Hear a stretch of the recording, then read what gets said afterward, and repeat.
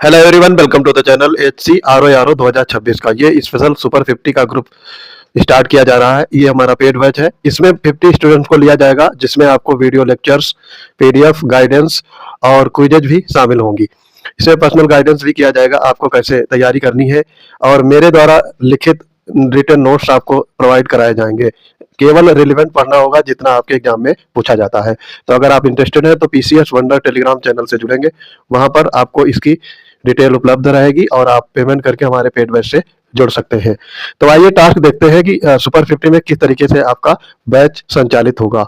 तो देखो, ये आपके क्वेश्चन दिए गए हैं। क्वेश्चंस का लेवल बताने के लिए ये आपका क्विज कराया जा रहा है। तो देखो, यहाँ पर अंडाल एक तमिल भक्ति संत थी, ये उपासक थी। तो आपको ये बताना है ये किस भगवान की उपासना करती थी। इलाहाबाद आर ओ 2014 में ये पूछा जा चुका है। तो अंडाल एक तमिल भक्ति थी और ये विष्णु भगवान की उपासक थी। तो यहाँ पर आपका सी पार्ट करेक्ट हो जाएगा। आगे बढ़ेंगे। फिर आपसे पूछा गया है, दूसरा क्वेश्चन है, चंद्रगुप्त मौर्य ने किसे हराया था। तो यहाँ पर इलाहाबाद आर ओ 2022 में ये क्वेश्चन पूछा गया था। इससे पहले वाली वैकेंसी जो आई थी, ये वैकेंसी अभी आने वाली है, इससे पहले वाले में ये पूछा गया था। तो यहाँ पर आपके ऑप्शन है पोरस, अलेक्जेंडर, सेलुकस और आम्बी। तो चंद्रगुप्त मौर्य ने सेलुकस को हराया था। तो यहाँ पर सी आपका पार्ट करेक्ट हो जाएगा। आई होप आप ये समझ गए होंगे। अगला देखेंगे, सिकंदर का प्रतिरोध किस भारतीय राजा ने किया था। 2021 में पूछा जा चुका है। तो सिकंदर का प्रतिरोध ये किया था पोरस ने। बी पार्ट आपका करेक्ट हो जाएगा। सबसे पहले पोरस ने सिकंदर का प्रतिरोध किया था और सिकंदर वहां पे पोरस को हरा देता है, लेकिन सिकंदर की सेना आगे बढ़ने से मना कर देती है। इसी वजह से सिकंदर वापस लौट जाता है। तो ये सब चीजें आप पढ़े होंगे। ये आपका 326 बीसी के आसपास की बात हो रही है, ठीक है।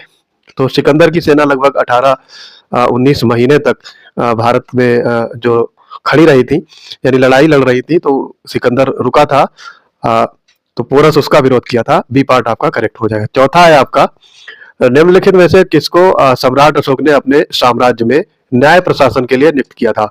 तो ये आपका हो जाएगा राजुक। अशोक के प्रशासन में राजुक को न्याय प्रशासन का अधीक्षक माना जाता था, यानी ये एडमिनिस्ट्रेशन जस्टिस के नाम से जाना जाता था। तो यहाँ पर सी पार्ट करेक्ट हुआ। अगला है, मेगस्थनीज के संदर्भ में बताना है कौन सा गलत है, यानी सही नहीं है। वह ग्रीक राजदूत था, ये आपका सही है। वह चंद्रगुप्त मौर्य के दरबार में भेजा गया था, ये भी ठीक है। उसे अलेक्जेंडर ने भेजा था, ये गलत हो जाएगा, ठीक है। तो सेलुकस ने भेजा था, ना कि अलेक्जेंडर ने। तो ये सी पार्ट आपका करेक्ट हो जाएगा। और यहाँ पे उसने इंडिका की रचना की थी, जिसमें जिसके 7 पार्ट हैं। तो उसमें 7 भाग दिए गए हैं इंडिका में। तो यहाँ पर सी पार्ट आपका करेक्ट हो गया। आगे बढ़ेंगे, देखेंगे कौन सा अभिलेख ये सिद्ध करता है कि चंद्रगुप्त का प्रभाव पश्चिमी भारत तक फैला हुआ था। ये इलाहाबाद आर ओ 2021 में पूछा गया था। तो ये इसमें आपका रुद्र दामन का जूनागढ़ अभिलेख ये प्रमाणित करता है कि चंद्रगुप्त का प्रभाव पश्चिमी भारत तक फैला हुआ था। सी पार्ट यहाँ पे करेक्ट हो गया। कलिंग अभिलेख में कलिंग नरेश खारवेल की बारे में वर्णन मिलता है, तो ये भी आप ध्यान रख सकते हैं।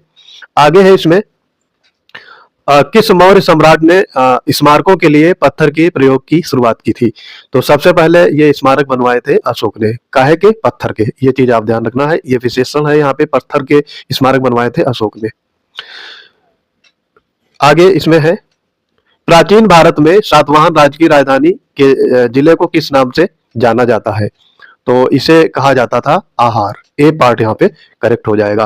आहार को सातवाहन राज्य की राजधानी के जिले के रूप में जाना जाता है।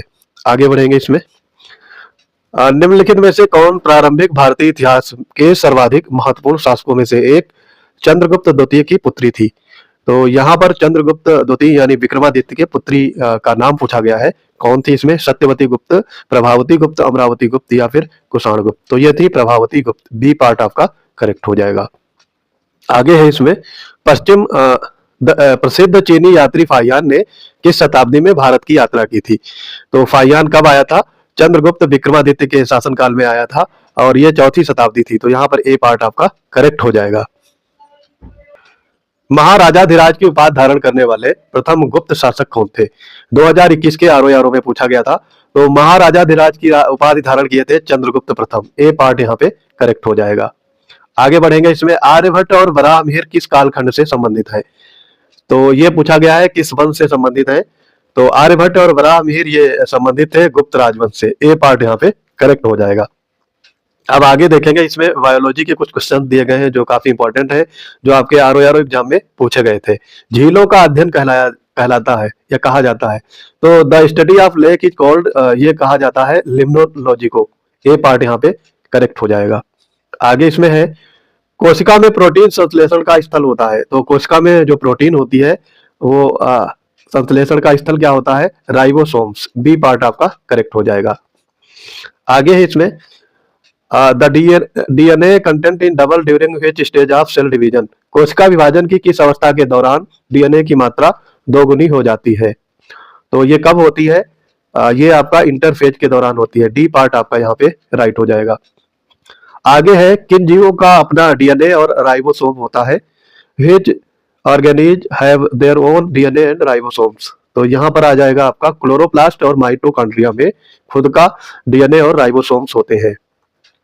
नेक्स्ट है आपका, निम्नलिखित में से कौन सा गाल्जी काय का कार्य नहीं है, which of the following is not a function of Golgi apparatus, तो ये आपको बताना है, जहर और दवाइयों का निर्विषीकरण, उत्पादन की जमाई व संवेष्टन, लाइसोसोम का बनना और जटिल शर्करा का उत्पादन, तो यहाँ पर होगा जहर और दवाइयों का निर्विषीकरण, यानी ये जहर और दवाइयों के विष को दूर करती है, यानी उनको अलग करती है, तो ये कौन सा है, गाल्जी अपरेटस का वर्क नहीं है। ये तीनों वर्क है, उत्पादन की जमाई व संवेष्टन, लाइसोसोम का बनना और जटिल शर्करा का उत्पादन, ये तीनों गाल्जी अपरेटस के वर्क है।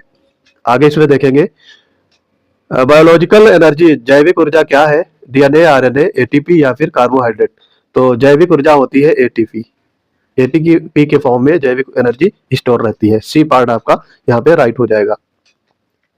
कोशिका भित्ति का लिग्निन होना या मोटा होना प्रमुख विशेषता है, लिग्निफाइड और thickened cell wall is characteristic feature of, अब ये किसकी विशेषता है ये बताना है, फ्लोएम पैरेनकाइमा, कोलेनकाइमा या फिर स्लेरेनकाइमा, तो यहाँ पर ये स्लेरेनकाइमा की होगी, डी पार्ट आपका यहाँ पे करेक्ट हो जाएगा। और आखिरी क्वेश्चन है आज का, पादपों में नम्यता किसके कारण होती है, जो हमारे पादप होते हैं उनमें जो फ्लेक्सिबिलिटी होती है उसका कारण क्या रहता है, तो वो होता है कोलेनकाइमा का, बी पार्ट यहाँ पे करेक्ट हो जाएगा। आई होप ये आपको समझ में आ गया होगा।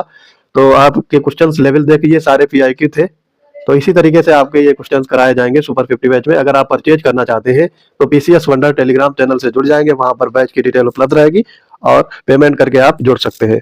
तो आई होप ये वीडियो आपको पसंद आया होगा। मिलते हैं अपने अगले इंपॉर्टेंट वीडियोज के साथ, तब तक के लिए पढ़ते रहिए। जय हिंद।